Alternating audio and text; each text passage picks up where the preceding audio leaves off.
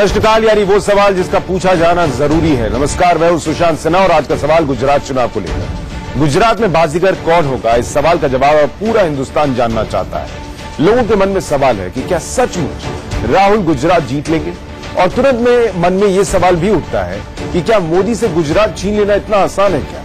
खैर, कैसे एक तरफ राहुल का जाति शास्त्र है और दूसरी तरफ बीजेपी का पाशुपतास्त्र। कैसे एक तरफ मोदी के करीब 125 सेनापति हैं, दूसरी तरफ बीजेपी के 2500 सेनापति हैं, उसकी कहानी मेरे साथ आपको थोड़ी देर में दिखाऊंगा। कैसे एक तरफ जिला प्रमुख हैं तो दूसरी तरफ 7-7 लोग उन्हें घेरने वाले हैं। कैसे राहुल अपने लोगों से ही परेशान है और मोदी के बाद सबसे पॉपुलर डिमांड गुजरात में किसकी है। गुजरात की लड़ाई उसके अब तक के इतिहास के सबसे दिलचस्प मोड़ पर इस वक्त खड़ी है।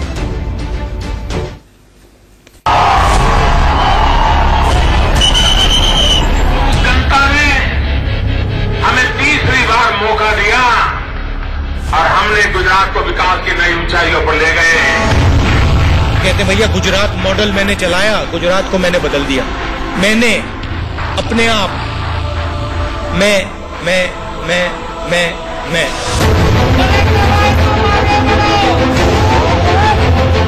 गुजरात में 22 साल बाद राहुल जाति शास्त्र के बूते बीजेपी को सत्ता से बाहर करने में जी जान से जुटे हैं। राहुल ने इसके लिए कोई कसर नहीं छोड़ी, लेकिन राहुल की जाति शास्त्र वाली रणनीति पर मोदी का पाशुपतास्त्र भारी पड़ सकता है। ऐसी ग्राउंड रिपोर्ट गुजरात से आ रही है। आप सोच रहे होंगे कि जाति शास्त्र और पाशुपतास्त्र क्या है। जी हाँ, राहुल गांधी ने ऐसी तिगड़ी को उतारा है कि उस किले को भेद पाना मुश्किल है। जी हाँ, जातिगत समीकरण को राहुल के पूरा देश जान सुना है। जिग्नेश, अल्पेश और हार्दिक के साथ जो ब्रह्मास्त्र राहुल गांधी ने जाति समीकरण पर चलाया है, उसे भेद पाना मुश्किल है। लेकिन पुराणों में कहा गया है कि ब्रह्मास्त्र को काटा जा सकता है और धरती पर एक ही हथियार है, पाशुपतास्त्र, जो ब्रह्मास्त्र को रोक सकता है। लेकिन इसकी आखिरी शर्त यह है कि इसे किसी भी सूरत में खुद से कमजोर पर नहीं दागा जा सकता। भारतीय राजनीति में जाति शास्त्र के ब्रह्मास्त्र की काट बीजेपी ने ढूंढ रखी है और समय समय पर इसका सफल इस्तेमाल किया गया। ताजा उदाहरण यूपी चुनाव का है। अब गुजरात में हार्दिक, अल्पेश और जिग्नेश के बूते कांग्रेस बीजेपी को ललकार रही है, लिहाजा बीजेपी फिर से उसी पाशुपतास्त्र का इस्तेमाल कर सकती है। ये कैसे होगा, इसकी कहानी आपको आगे बताने और समझाने वाले हैं। लेकिन उसके पहले ये समझिए कि क्यों कहा जा रहा है कि गुजरात में बीजेपी ने कांग्रेस को अपने व्यूह में फंसा लिया है।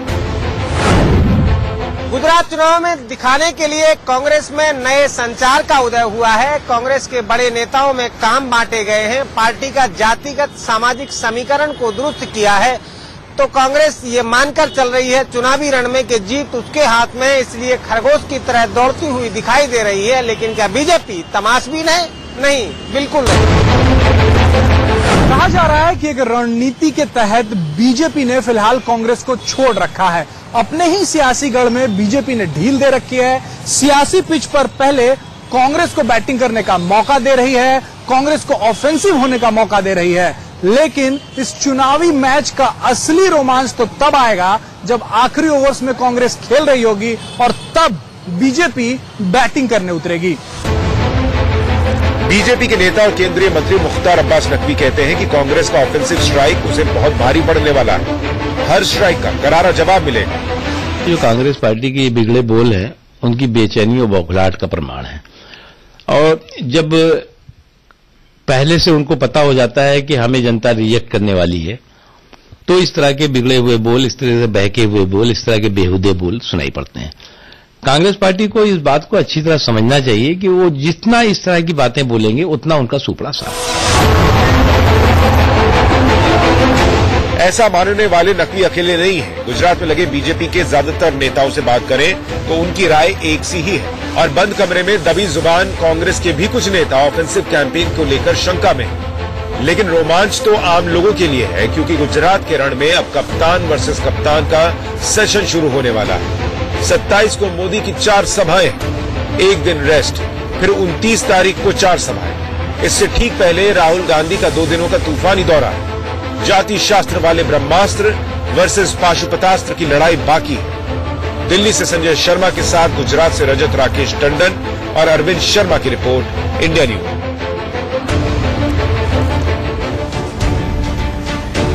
यानी पाशुपतास्त्र एक ऐसा हथियार मान लीजिए जो सिर्फ पाशुपति के पास था, यानी शिव के पास, और वो ब्रह्मास्त्र को भी काट सकता है। लेकिन उसको चलाने का एक ही तरीका ये है, या एक ही क्राइटेरिया ये है, एक शर्त ये है कि आप उसी पर चला सकते हैं जो कि आपके बराबर का हो, अपने से कमजोर पर नहीं चला सकते। और बीजेपी के सामने कांग्रेस इस वक्त पूरी ताकत से खड़ी है, इसीलिए बीजेपी पाशुपतास्त्र का इस्तेमाल कर सकती है।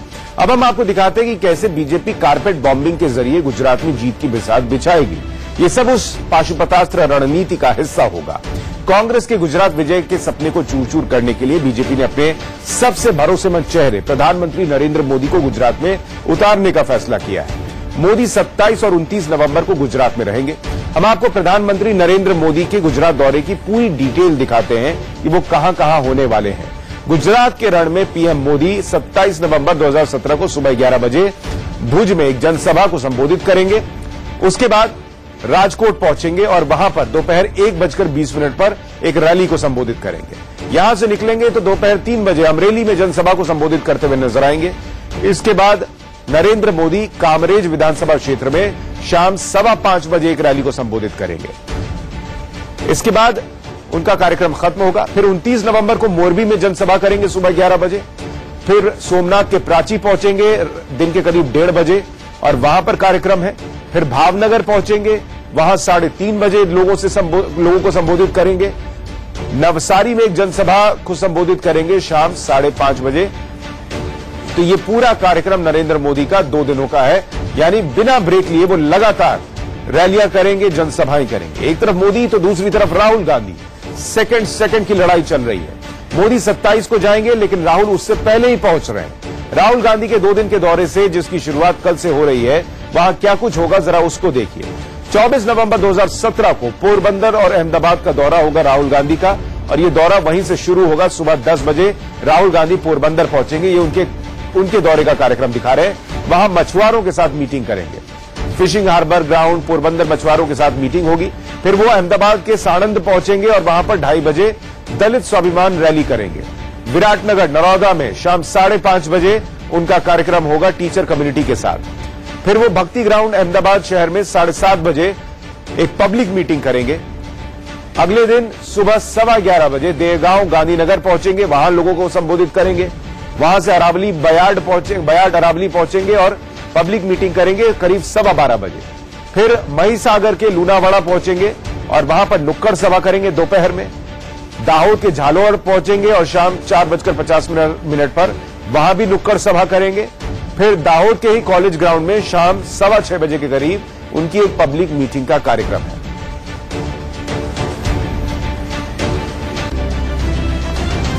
तो आपने राहुल गांधी के 24 और 25 नवंबर यानी 2 दिन के गुजरात दौरे का पूरा प्लान देख लिया। लेकिन इसके ठीक बाद, जैसा हम आपको बता रहे थे, 26 नवंबर से बीजेपी गुजरात में कारपेट बॉम्बिंग करने जा रही है। अब इस कारपेट बॉम्बिंग का मतलब क्या है, जरा वो समझिए। बीजेपी अध्यक्ष अमित शाह समेत 24 केंद्रीय मंत्री, 6 राज्यों के मुख्यमंत्री और 6 फिल्मी सितारे बीजेपी के लिए गुजरात में चुनाव प्रचार शुरू कर देंगे 26 तारीख से। फिल्मी सितारों में हेमा मालिनी का नाम शामिल है। पहले देखिए कौन कौन से बड़े नेता हैं। अमित शाह प्रचार करते दिखेंगे। राजनाथ सिंह, नितिन गडकरी, स्मृति ईरानी, ये सारे केंद्रीय मंत्री हैं, बड़े चेहरे हैं बीजेपी के। नरेंद्र सिंह तोमर, उमा भारती, रविशंकर प्रसाद, प्रकाश जावड़ेकर, इन्हें भी मैदान में झोंका जा रहा प्रचार के लिए। इसके अलावा केंद्रीय मंत्री पीयूष गोयल, सुषमा स्वराज, यूपी के मुख्यमंत्री योगी आदित्यनाथ, वसुंधरा राजे राजस्थान की मुख्यमंत्री, महाराष्ट्र के मुख्यमंत्री देवेंद्र फडणवीस, गोवा के मुख्यमंत्री मनोहर पर्रिकर, मध्य प्रदेश के मुख्यमंत्री शिवराज सिंह चौहान और बिहार के उप मुख्यमंत्री सुशील कुमार मोदी, ये सब के सब चुनाव प्रचार करते दिखेंगे। इतना ही नहीं, इन बड़े चेहरों के अलावा फिल्मी जगत के चेहरे भी होंगे। हेमा मालिनी होंगी वहां पर, विवेक ओबराय, किरण खेर, अनुपम खेर, अजय देवगन, ये तमाम चेहरे होंगे। अरुण जेटली इस लिस्ट में दिख रहे हैं, अभिनेता नहीं है लेकिन नेता जरूर है और केंद्र में मंत्री हैं। उसके अलावा जेपी नड्डा, वो भी इस कारपेट बॉम्बिंग स्ट्रैटेजी का हिस्सा है, यानी चुनाव प्रचार करते हुए नजर आएंगे।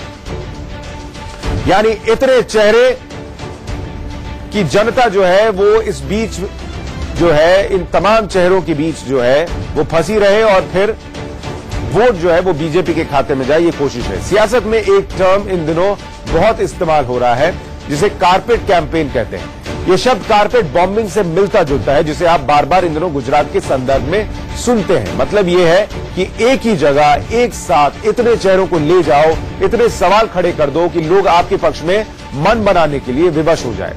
गुजरात में बीजेपी और कांग्रेस दोनों का यही प्लान है। कोई इसमें एक दूसरे से पीछे नहीं रहना चाहता।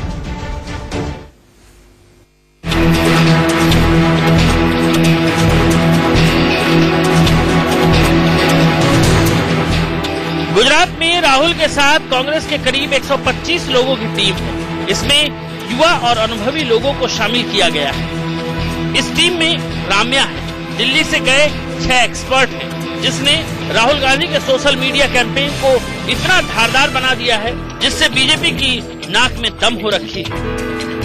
क्या गुजरात में बीजेपी के पास कांग्रेस से कमजोर टीम है? इसको जानने से पहले समझ लीजिए कि कांग्रेस की 125 वाली टीम में कौन कौन है और किसके पास क्या क्या काम है गुजरात चुनाव के लिए। राहुल की 125 वाली टीम में उनके भरोसे के 7 पार्टी सेक्रेटरी, 5 राज्यों के कांग्रेस अध्यक्ष हैं। इसके अलावा कई ऐसे लोग हैं जिन्हें गुजरात में ही दिन रात एक करने के लिए कहा गया है। इनमें कौन कौन है वो देखिए। अशोक गहलोत, राजस्थान के पूर्व सीएम। राहुल क्या बोलेंगे, किससे मिलेंगे, उनका रोड शो किधर से जाएगा, मंच पर कौन होगा, किससे इंडोर मीटिंग करनी है, ये सारा जिम्मा अशोक गहलोत का है। गहलोत राहुल के साथ गुजरात में परछाई की तरह है। दूसरी बड़ी जिम्मेदारी कपिल सिब्बल की है। आरक्षण बड़ा मुद्दा है और इसे लेकर हर दिन गुजरात के स्थानीय अखबारों में खबरें छप रही हैं, जिसमें सच्चाई बताई जा रही है कि किसी सूरत में पाटीदारों का आरक्षण ओबीसी कोटे के बाहर मुमकिन नहीं। लिहाजा घुमावदार जवाब देने की जिम्मेदारी कपिल सिब्बल पर ही है। अहमद पटेल पर स्ट्रेटजी की जिम्मेवारी है। रणदीप सुरजेवाला जिलेवार प्रेस कॉन्फ्रेंस कर रहे हैं और राम्या की टीम राहुल के ट्विटर और फेसबुक हैंडल कर रही है। इसके अलावा राज्य के नेताओं और हार्दिक अल्पेश की अपनी टीम है जो राहुल को सपोर्ट कर रही है। कुल मिलाकर कांग्रेस की यही 125 वाली टीम है। सुनकर आपको आश्चर्य जरूर होगा कि 125 की टीम, लेकिन जिस तरीके की लड़ाई गुजरात में लड़ी जा रही है उसमें ये टीम बड़ी नहीं बल्कि छोटी ही मानी जाएगी। लेकिन कांग्रेस की दिक्कत ये टीम नहीं है बल्कि कुछ और है। पिछले 22 साल से सत्ता से बाहर रहने की वजह से कांग्रेस के पास गुजरात में संगठन नहीं है।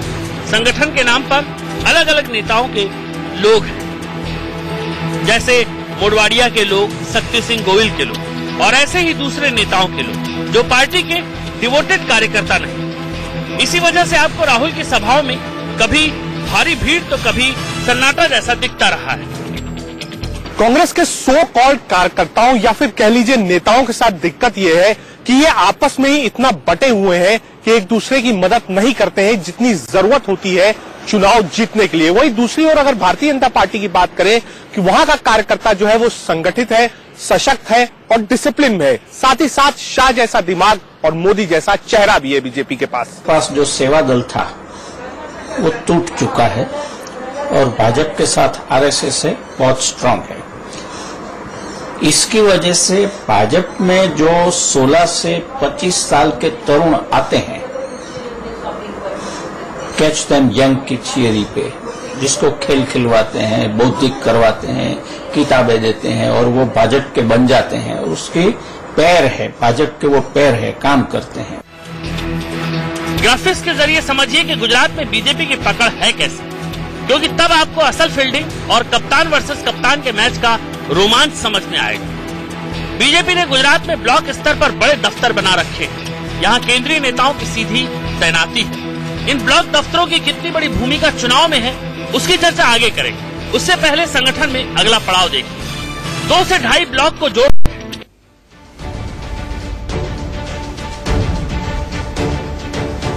इसके बाद तहसील का ऑफिस है। यहाँ सांसद की ड्यूटी लगी है जिन्हें जिलाध्यक्ष से कोऑर्डिनेट करना है। इसके बाद रीजन ऑफिस है, मतलब सौराष्ट्र, कच्छ जैसे रीजन का दफ्तर। उससे आगे बढ़िए तो स्टेट का दफ्तर है कमलम, और कमलम 2 जगहों से सीधा जुड़ा है, दिल्ली में मोदी ऑफिस से और अहमदाबाद में शाह के दफ्तर से। सारी तैयारियों के बाद गुजरात में बीजेपी का पाशुपतास्त्र भी चलेगा। मोदी उतरेंगे, उनके साथ दर्जन भर नेता उतरेंगे। कैसे पन्ना मैनेजमेंट से लेकर कारपेट कैंपेन तक का खाका खींचा गया है और उसके बूते गुजरात विजय की पूरी प्लानिंग है, जरा उसको समझिए। खुद पीएम जो है वो 35 सभाएं करेंगे। हर जिले में एक सभा, सूरत और अहमदाबाद में 2-2 सभाएं करेंगे क्योंकि वहां सीटें ज्यादा हैं और अहमदाबाद और सूरत जैसे शहर जो हैं वो राजनीति के लिहाज से अहम हो जाते हैं, इसलिए वहां पर सभाएं ज्यादा होंगी। इसके अलावा क्या होने वाला है इस रणनीति के तहत, जरा वो देखिए। मोदी के बाद सबसे ज्यादा डिमांड पुरुषोत्तम रूपाला की है। लईवा पटेल से जाति से वो आते हैं, जो कि पटेल कम्युनिटी की आप बात करें तो उसमें से 60% लईवा पटेल हैं, यानी उनका किरदार भी बहुत अहम हो जाता है जब प्रचार आगे बढ़ेगा।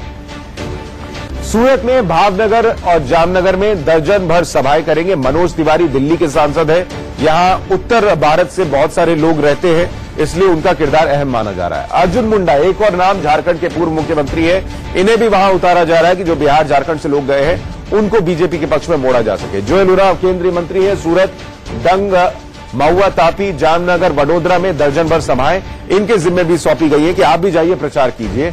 इसके अलावा हुकुमदेव नारायण यादव सांसद है मधुबनी बिहार से, वो मेहसाणा के यादव बहुल इलाके में सभा करेंगे और सूरत भावनगर में प्रवासियों के बीच सभा करेंगे। यानी पूरी कोशिश है कि कोई भी ऐसा हाल न रह जाए या कोई भी ऐसा कोना न रह जाए जो छूटे। प्रधानमंत्री मोदी उतरने वाले मैदान में और उनके पीछे एक बड़ी फौज होगी। राहुल गांधी भी जबरदस्त टक्कर दे रहे हैं और इतना याद रखिए कि गुजरात चुनाव कोई भी जीते, लेकिन इतना तो तय है कि यह चुनाव बहुत दिलचस्प हो चुका है और हर किसी की नजर इस पर टिकी हुई है कि गुजरात का चुनाव कौन जीतने वाला है। उस पर लगातार अपडेट आप तक पहुंचाएंगे। प्रश्नकाल में आज के लिए इतना ही। नमस्कार।